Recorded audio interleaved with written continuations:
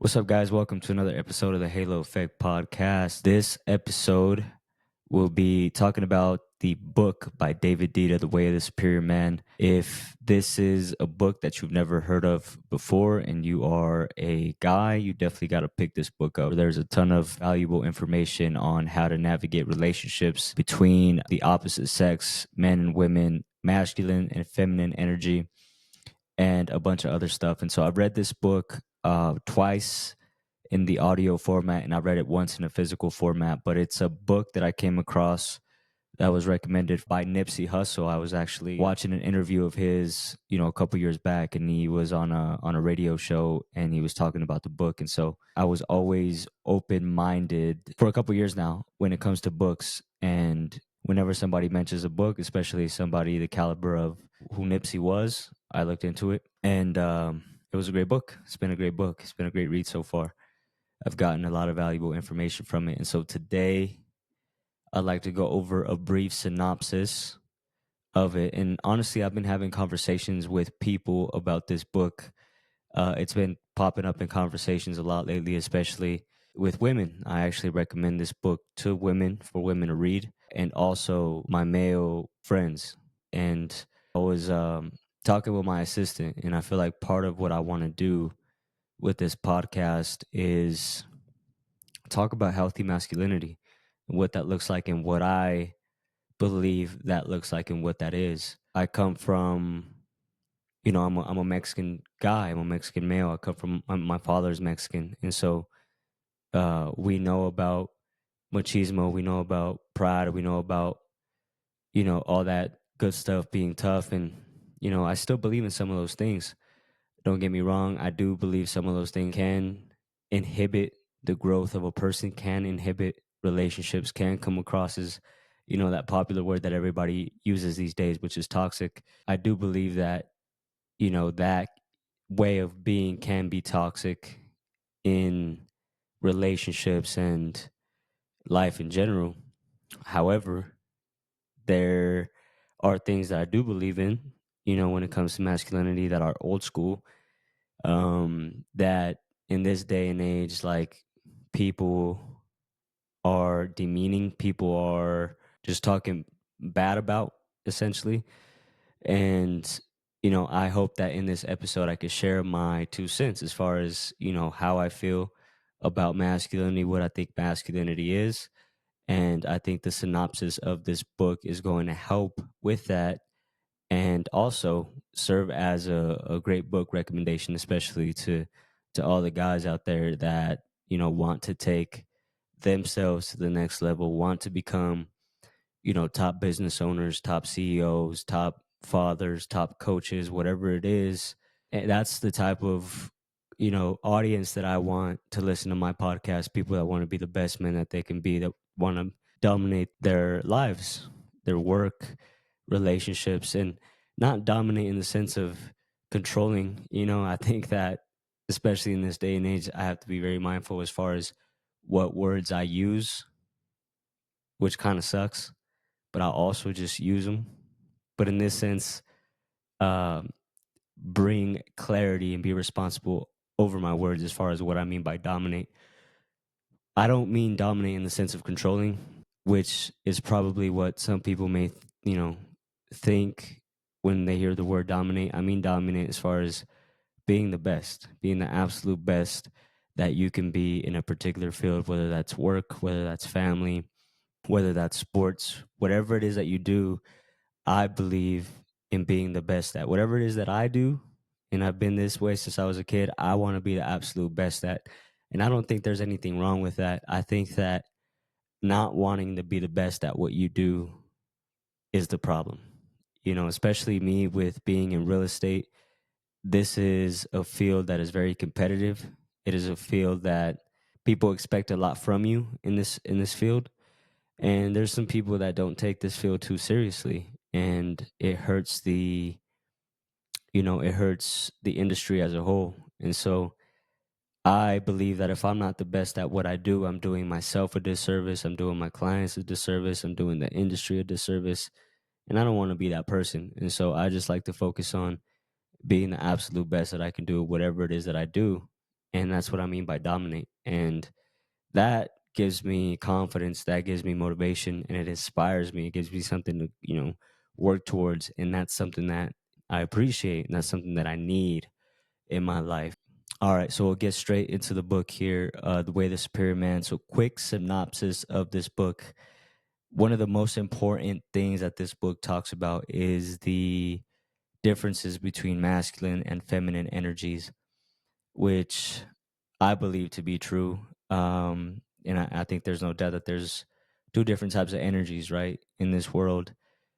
When it comes to this, masculine and feminine, I was having a conversation over the weekend with someone, and you know, this particular person was talking about how she does not like the fact that in this day and age, people identify with one or the other and are too fixated on the fact that, oh, I'm too this, I'm too that. And what she was saying is, whatever it is that you are, just be that. Don't worry about if you're coming across a certain way. Just be who you are, essentially.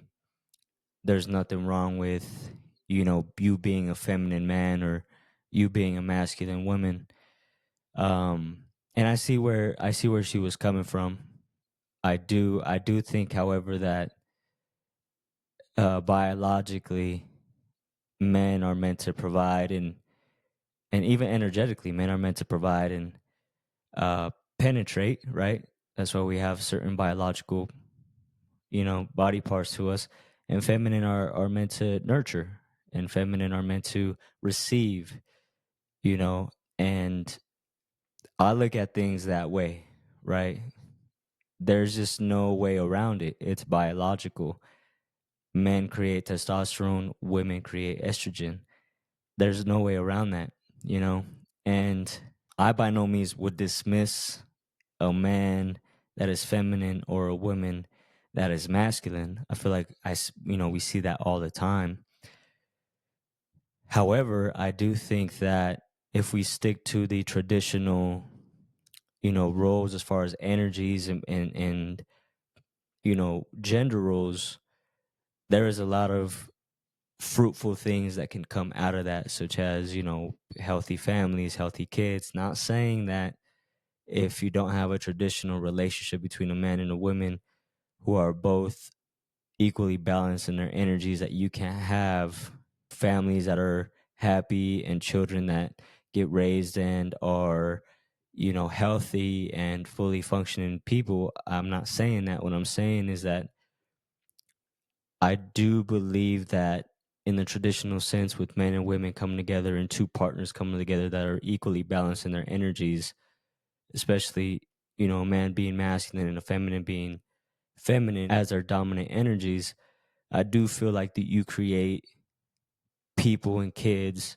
and families and environments that are more well rounded, simply because those energies are coming together and they're becoming one. And so Dita delves into the idea that every individual possesses both masculine and feminine energies, regardless of gender. The author also emphasizes that the importance of embracing and balancing these energies within oneself is highly important, which I do agree with. Purpose and freedom. The book discusses the significance of living with purpose and direction. As a man, Dita suggests that men should prioritize their mission or purpose in life above all else, while also maintaining a sense of freedom and spontaneity.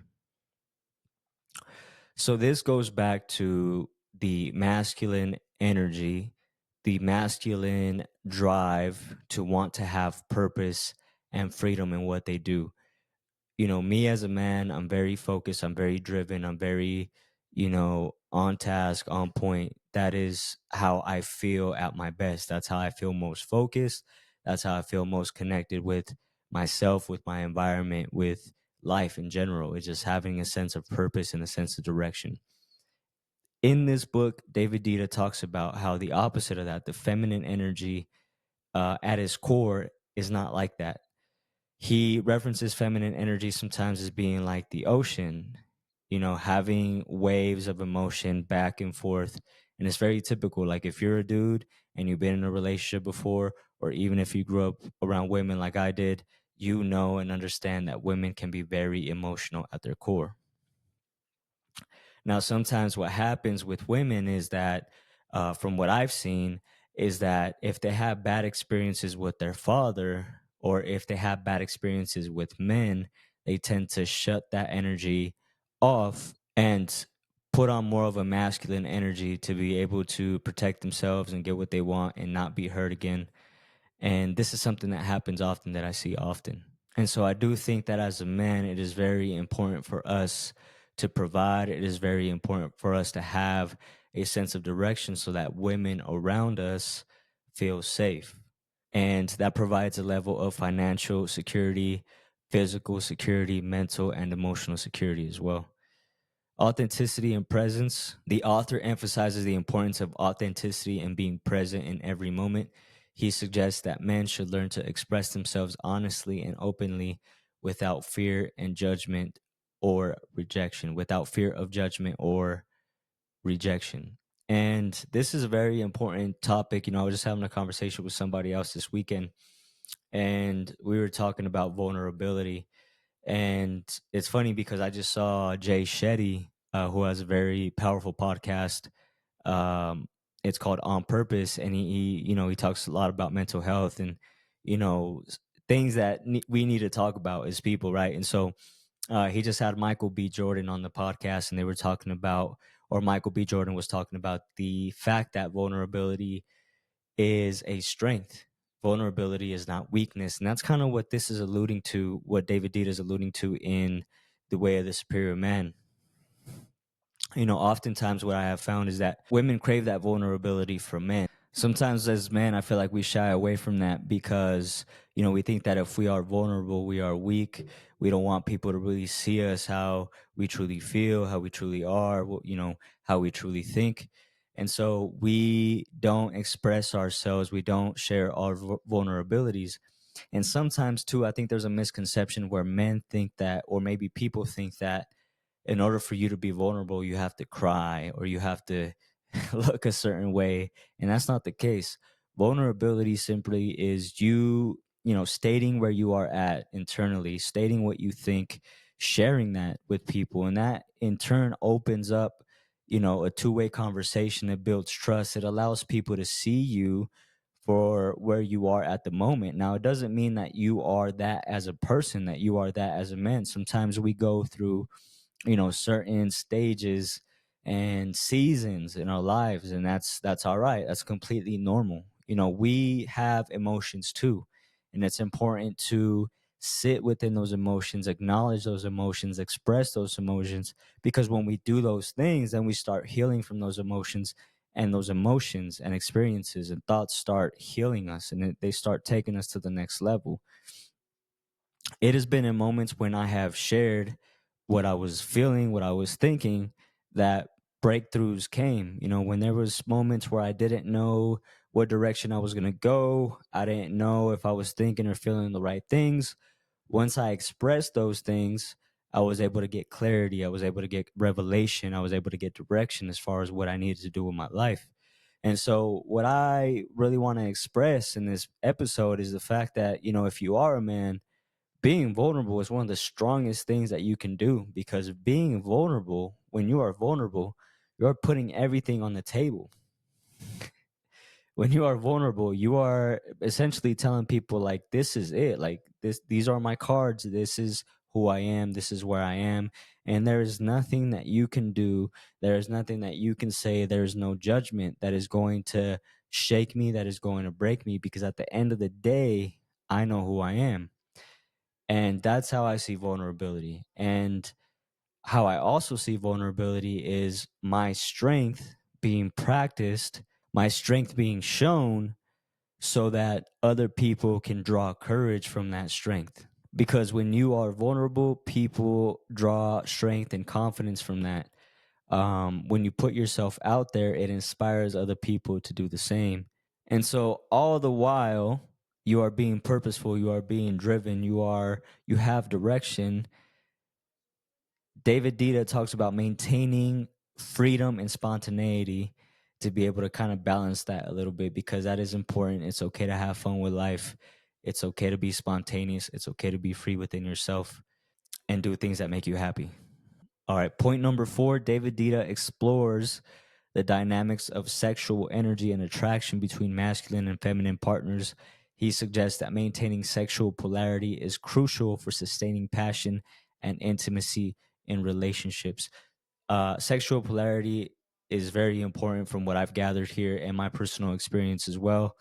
You have to be attracted to who you are with based on their energy and based on your energy. It's very important to come across with the right energy so that you have the right sexual relationships and the right partners. I think that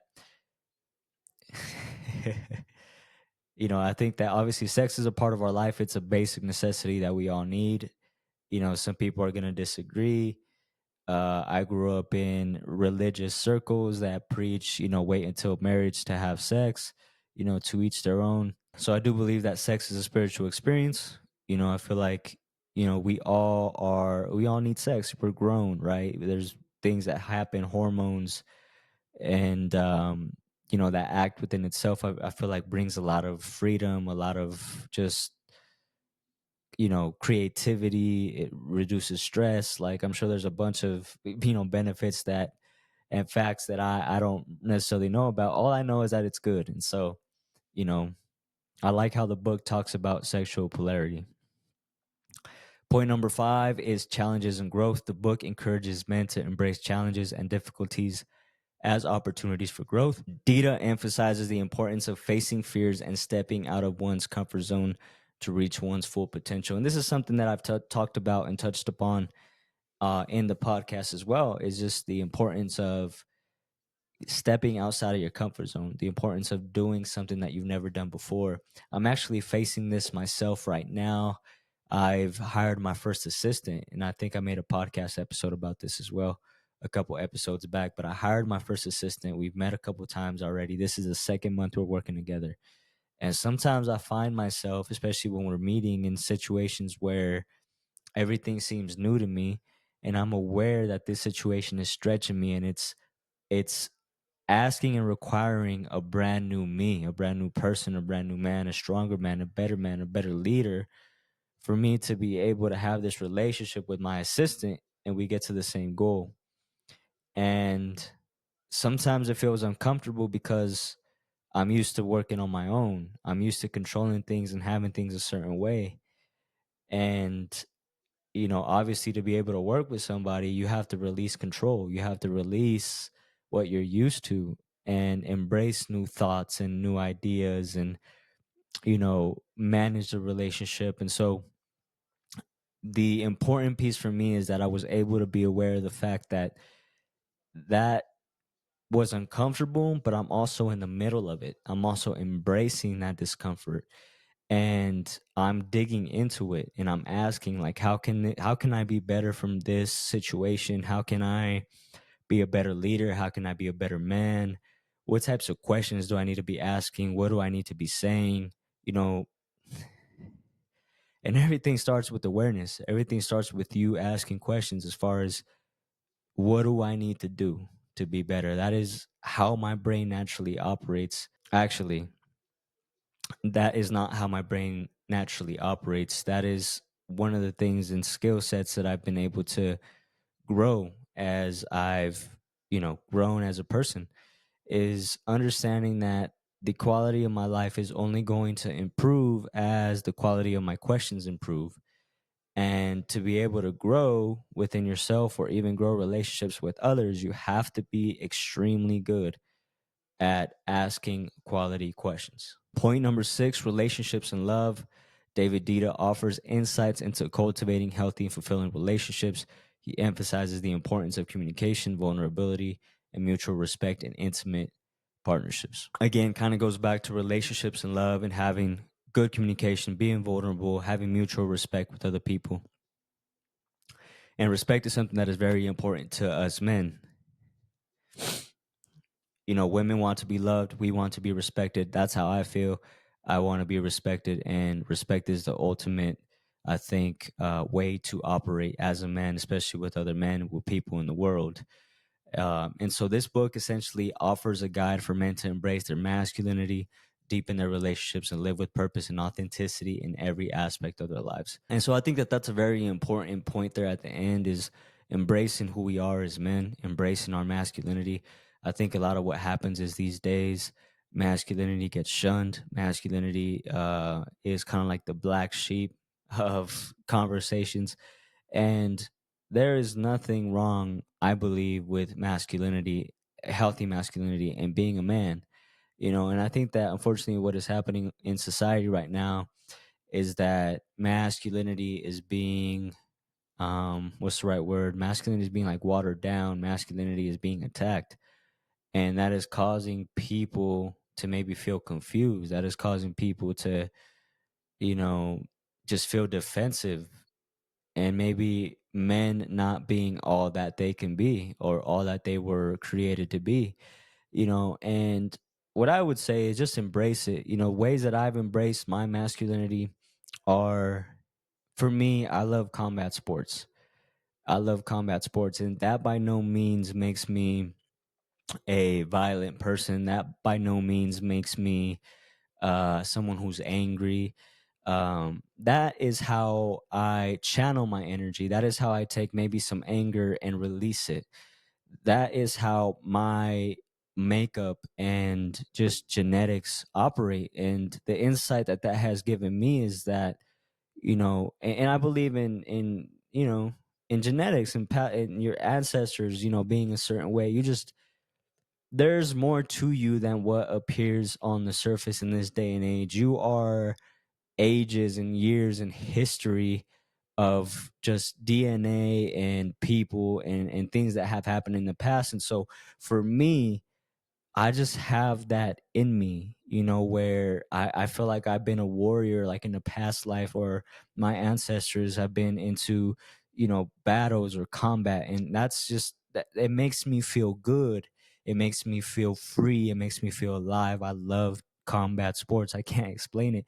But I think that along the same lines, when, say we have a kid, because we have kids, we have young boys in school that maybe like to fight or maybe like to be active and are a little rough. We shun those kids.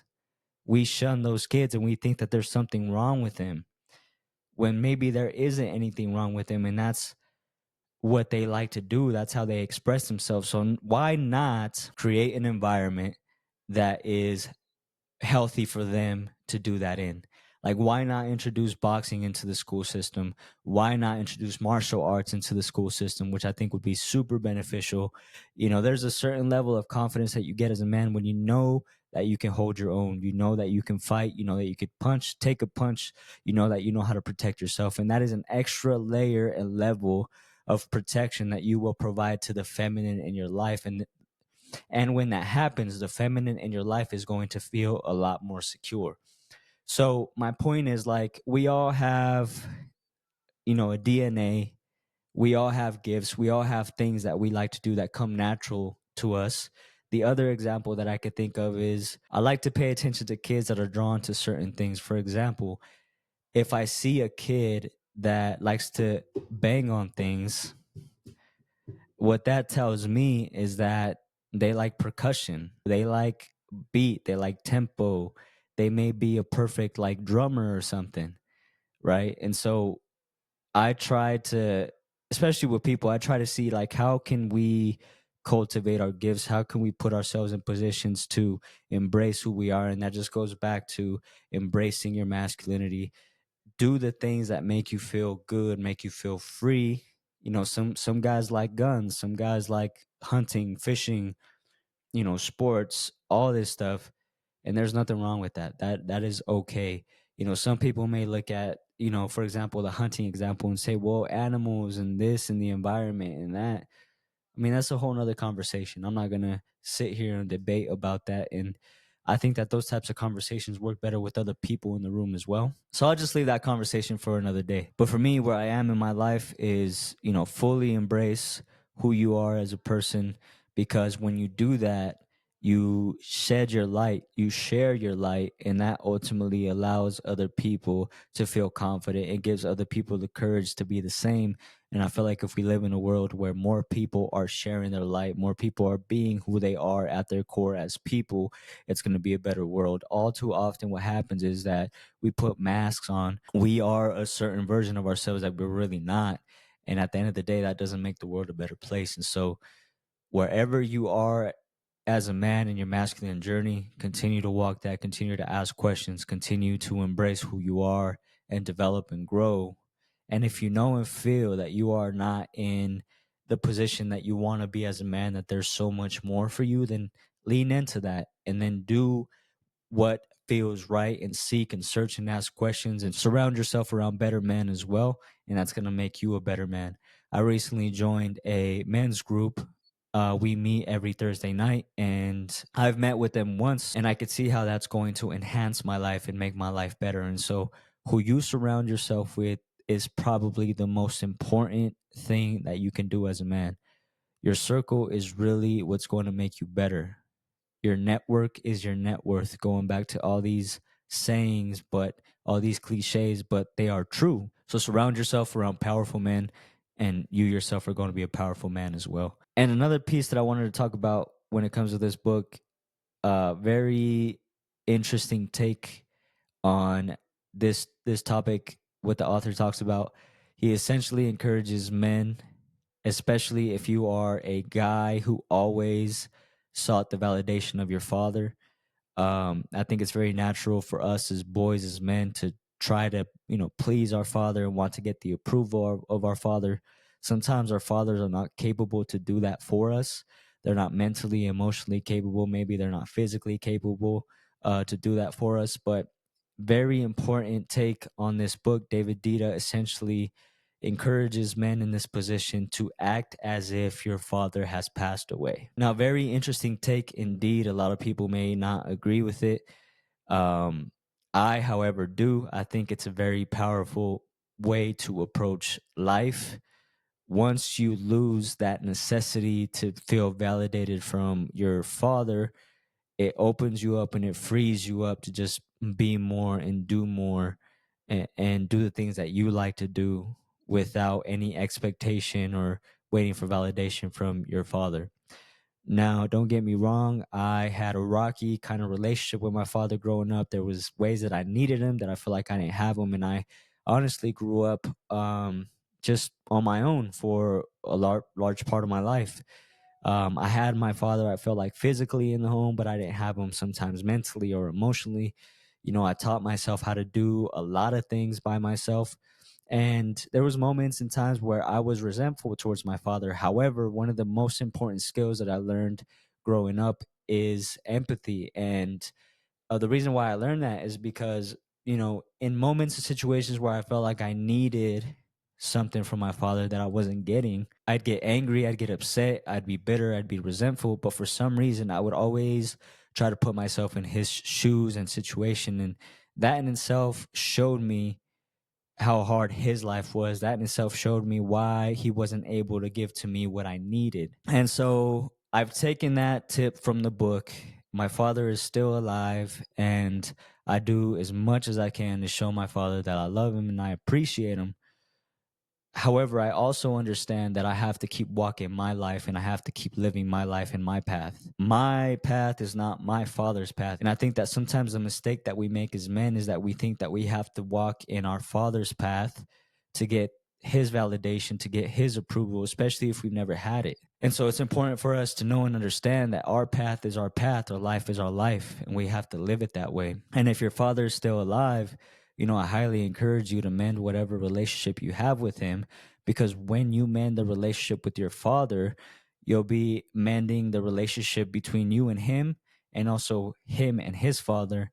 And it's going to be a whole just generational healing when it comes to the masculine energy. And I think part of where toxic masculinity comes from is that, right? Is toxic relationships between father, son, for generations, especially in days and ages where, communicating wasn't necessarily encouraged as much as it is now. However, the balance for me in that is it's cool to communicate, but I also like the mindset of the guys back in the day, right? Back in the day, guys got to work. Back in the day, they took care of business. Back in the day, they went to work, they came back, they provided for the family. And I like that concept. So, what I want to do with people that are following me, or who I am as a person, is mend those two together, have those two worlds come together, the old school man and the new school man, with communication and vulnerability, and meshing those two together. And I think that if you're able to do that as a man in this day and age, be in tune with your mind but also your heart, you become a very powerful man. So with that being said, thank you for hopping on to another episode of the Halo Effect podcast. I hope this episode was helpful to you. If it was helpful, make sure you share this episode with another man in your life who you think that would benefit from this episode. Remember, it's all about making each other better and stronger as men so that we can be better leaders and create better communities. That being said, thank you for hopping on. And don't forget to follow me on all social media platforms, Ruben Halo on IG, Facebook, and TikTok. Make sure to follow me on Spotify as well. And I'll see you guys on the next episode.